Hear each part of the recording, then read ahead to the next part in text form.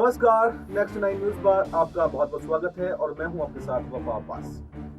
दिल्ली विधानसभा चुनाव के लिए तारीखों का ऐलान कर दिया गया है, यानी कि 5 फरवरी को एक ही चरण में सभी 70 सीटों पर वोट डाले जाएंगे और 8 फरवरी को नतीजे आएंगे। दिल्ली में एक बार फिर अधिकतर सीटों पर त्रिकोणीय मुकाबला होने की संभावना जताई जा रही है।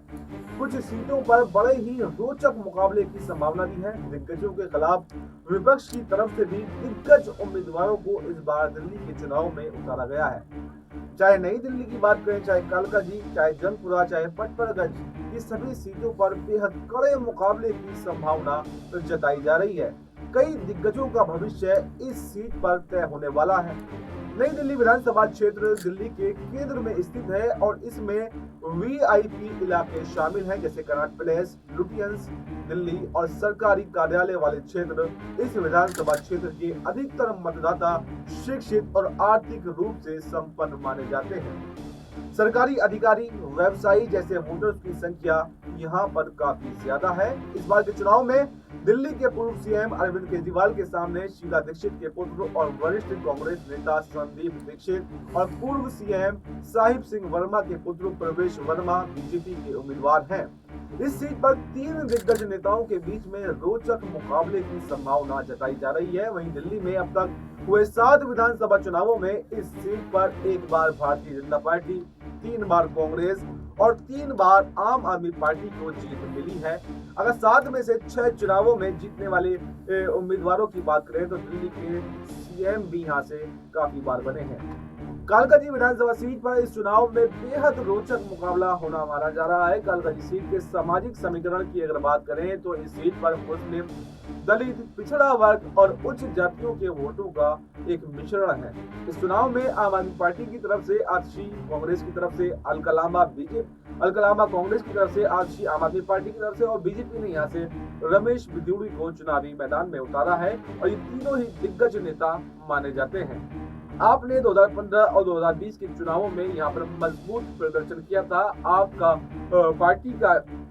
पार्टी का शिक्षा, स्वास्थ्य और महिला सुरक्षा के मुद्दों पर जोर इस क्षेत्र के मतदाताओं के बीच में प्रभावी साबित हो रहा है और बीजेपी का इस सीट पर प्रभाव पिछले कुछ वर्षों में बढ़ा जरूर है, लेकिन आपके मुकाबले बीजेपी यहाँ पर कभी भी मजबूत पकड़ नहीं बना पाई है।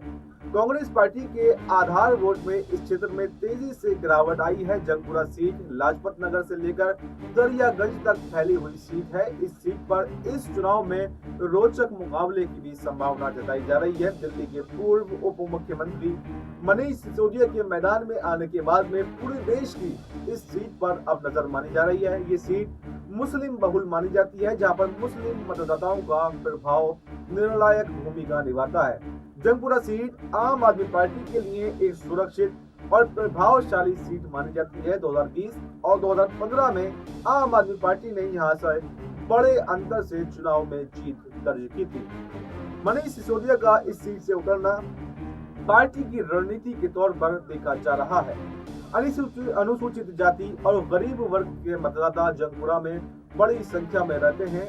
आम आदमी पार्टी ने अपने सामाजिक योजना, पानी, बिजली, शिक्षा और स्वास्थ्य के जरिए इन मतदाताओं पर मजबूत पकड़ बनाई है। जंगपुरा क्षेत्र में झुग्गी झोपड़ी वाले इलाकों में रहने वाले गरीब और मजदूर वर्ग की संख्या भी काफी मानी जाती है। इन वोटर्स का रुझान आपकी तरफ रहा है। मुस्लिम, सिख और झुग्गी झोपड़ी के मतदाताओं का झुकाव जिस पार्टी की ओर भी होता है उसके जीत की संभावना अधिक मानी जाती है। पटपड़गंज सिसोदिया की विरासत क्या संभाल पाएंगे अवध ओझा, ये भी इस बार के चुनाव में सबसे बड़ा सवाल बना हुआ है, क्योंकि आम आदमी पार्टी ने मनीष सिसोदिया की सीट पर अवध ओझा को चुनावी मैदान में उतारा है।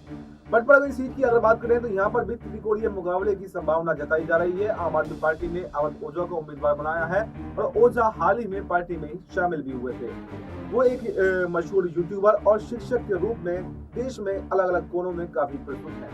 भारतीय जनता पार्टी ने रविंद्र सिंह नेगी को यहाँ से प्रत्याशी बनाया है, लेकिन 2020 के चुनाव में मनीष सिसोदिया को कड़ी टक्कर दी थी और मात्र 3207 वोटों के अंतर से ही वो हारे थे। कांग्रेस ने चौधरी अनिल कुमार को यहां से प्रत्याशी बनाया है। 2020 के चुनाव में पटपड़गंज सीट से मनीष सिसोदिया ने 70,163 वोट प्राप्त किए थे, तो जबकि रविंद्र सिंह नेगी को 66,956 वोट मिले थे।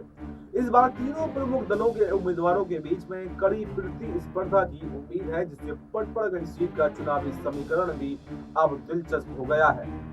बिजवासन सीट पर आम आदमी पार्टी और बीजेपी दोनों ने ही इस बार नया प्रत्याशी मैदान में उतारा है और ये सीट दिल्ली के साउथ वेस्ट में आती है और वर्तमान में यहां से आम आदमी पार्टी के विधायक BS जून हैं। बीजेपी ने आम आदमी पार्टी के पूर्व नेता और पार्टी के चार्ट चेहरा कैलाश गहलोत को यहां से मैदान में उतारा है। वहीं उनका सामना आम आदमी पार्टी के सुरेंद्र भारद्वाज से होगा। कैलाश गहलोत साल 2015 और 2020 में दिल्ली के नजफगढ़ सीट से विधायक रहे हैं। कांग्रेस ने इस सीट से देवेंद्र सहरावत को चुनावी मैदान में उतारा है। इस सीट पर भी पूरे देश की नजर बनी हुई है, क्योंकि कैलाश गहलोत आम आदमी पार्टी छोड़कर ही बीजेपी की तरफ गए थे। तो फिलहाल इस खबर पर आपका क्या कहना है, कमेंट बॉक्स में आप अपनी राय जरूर दे सकते हैं। प्रोग्राम में इस खबर में इतना ही। देश और दुनिया की तमाम बड़ी खबरों के लिए आप बने रहिए हमारे साथ और देखते रहिए नेक्स्ट नाइन।